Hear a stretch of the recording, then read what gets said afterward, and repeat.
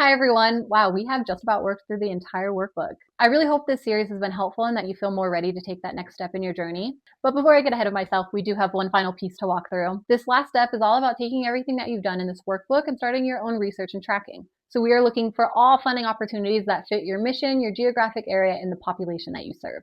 You do want to consider the type of support offered. For me, I personally won't waste my time on a 20-page grant for like $500. But for $5,000, maybe, sure. Or like for a while, we desperately needed crates. So even though my time was probably better spent on like writing for these larger grants, I was instead spending hours writing large companies asking them for crate donations. Sometimes your focus just needs to change based on your needs. But getting back on track, here's what your preliminary research should look like. We're going to start with picking a funding bucket, let's say public safety. You're going to do a quick Google search and collect 3 to 5 grants that fall into your bucket that you might be interested in submitting for, and then repeat that for each bucket. Now, another note here, grants commonly open at one specific point of the year. So let's say it's January right now and you find this grant that matches your mission perfectly, but the grant cycle only opens in June and closes in July. You want to make sure that your tracker indicates this so that when June rolls around, you're already ready to submit and you don't forget about the opportunity and miss out on it. Now, when you add your grants, you want to also include the focus area, the open and close date, the basic requirements, and any additional notes you might have.